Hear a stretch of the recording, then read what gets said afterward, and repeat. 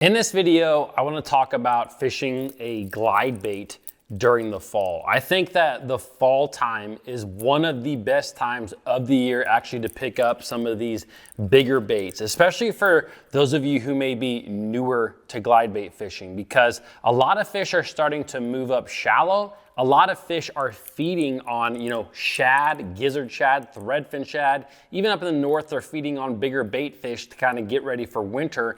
And so throwing a glide bait, you just get a lot of bites during this time of the year, and it can really help you to gain confidence in throwing these baits. So in this video, I'm going to talk a little bit about glide bait fishing, a couple of things that I have learned over the years, and a couple of lures that I think you should really start with if you are newer. Now, before we get into the video, this one's brought to you by my apparel company, Fin Fishing, and I have a package deal going on over at Fin Fishing, but I also wanted to remind those of you that I do have some long sleeve tri-blend t-shirts that are really kind of nice for fishing and just hanging out in the fall. I know that everyone who I have ever talked to have got their hands on these shirts say it's like the only shirt they wear. I've had guys, that's why I actually gave them away for free for a little bit if you bought a sun shirt, because I just wanted to get them in the hands of a couple of people, and I've had people come back to the website and buy multiples. So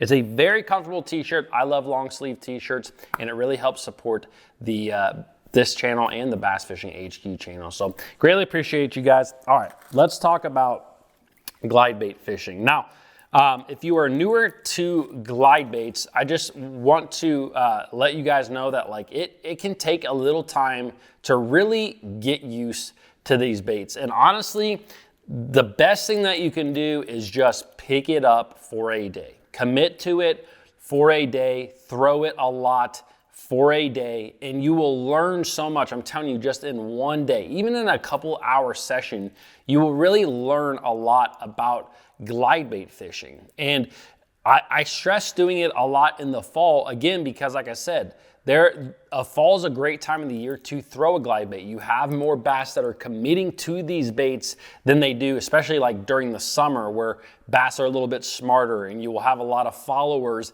in the summer, but not always as many commits. Now, one of the biggest things that I suggest to any angler who is getting kind of started in glide bait fishing is pick up one glide bait and really try to learn that bait. Now, there are two that I recommend all the time, especially if you are newer. And look, these baits are expensive as far as lures go, but these two that I'm holding right here are inexpensive as far as swim baits go and glide baits. This over here is a Spro Arashi Glide. I've caught a lot of bass on this bait. It's a good bait. It's not necessarily super diverse as far as a bait goes. It has a little bit more of a wider glide to it.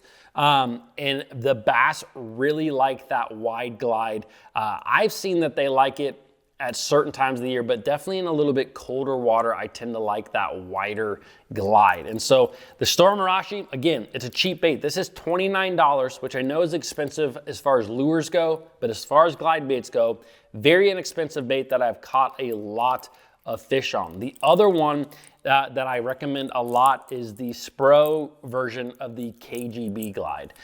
So the KGB Glide was a swim bait that was not being mass produced, but was very popular, over $200. Spro approached the guy making them and said, hey, can we duplicate it basically and mass produce them? And they've done that now with a $59 bait. Now, this bait is not as good as the original, but it is still a very good fish catching bait that is readily available. And I will leave links down below in the description for these baits.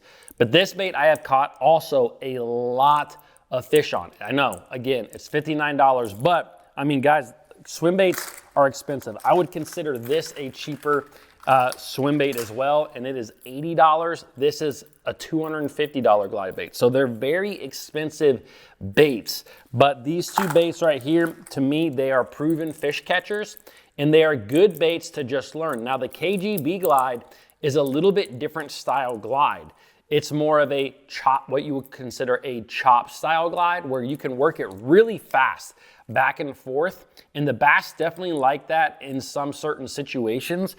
The thing that I like about this bait is a little bit more versatile. You can get this to have kind of a good, slow, wide glide, especially if you make a long cast and you really learn how to use your reel handle to kind of make this bait jump all over. It's really all about incorporating slack in your line. Glide baits really like to have that slack. They really kind of perform better on slack. I know that that was something I struggled with a lot when I first got it into glide bait fishing, because I kind of pointed the rod directly at the bait and I would still use my reel handle, which is good, but I found that I'm not throwing as much slack into that bait as if I kind of lower my rod a little bit and then almost raise my rod when I'm pumping it. It throws slack. It really allows that bait to do something that won't be done on a top line. So pick up a glide bait and just really get comfortable with one glide bait before you go out there and start purchasing it. I'm telling you what, it won't take you but 1, 2, 3 fish caught on these baits to really just kind of get addicted to it. And that's 100% true. You will get addicted to this. You will want to start figuring out everything that you can when it comes to fishing a glide bait. Now, I would still consider myself not to be a very, I wouldn't say that I'm an amazing glide bait fisherman. I am still learning these things a lot.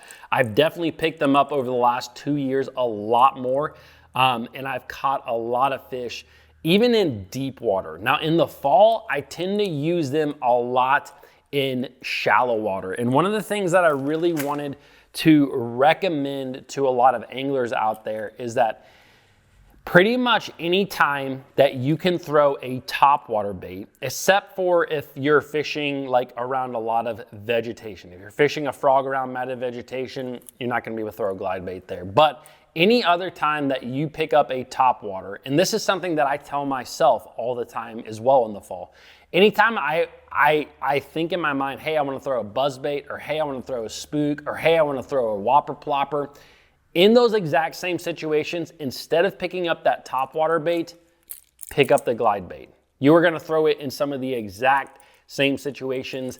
I do like to have clearer water. You can definitely catch bass in stained water with the glide bait. Even in muddy water, you can catch fish on a glide bait, but it's definitely a more visual thing, and you tend to get, I tend to just like more clearer water when I'm doing this technique. So anytime you're out there this fall and you think, man, I'm gonna throw topwater, I'm gonna throw a plopper, buzzbait, a spook, a popper, whatever it may be, instead, pick up the glide bait and just get used to this bait. I think that that's a really easy correlation as to when to pick this up. The other thing that I wanted to mention quickly about the glide baits is your tackle. The tackle is very important, but again, if you are just getting into glide bait fishing, I wouldn't suggest going out there and buying, a $200 rod and a $200 reel specifically for glide baits. Look, you can throw this on a flipping stick and go out there and catch fish.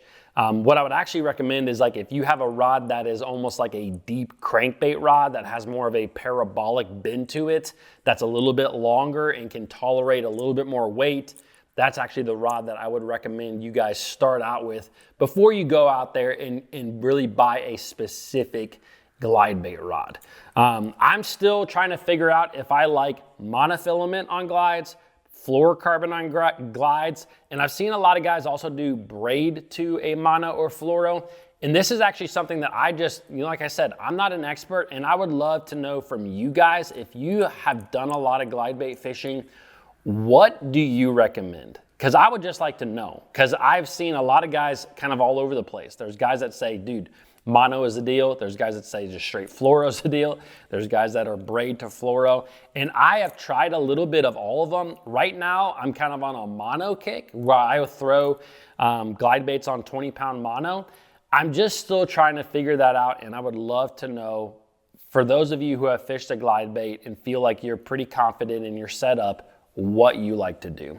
All right, guys, I really just wanted to remind you how good a glide bait can be this time of the year. Pick it up, you won't regret it, and you will get used to a new bait. All right, I will see you guys tomorrow.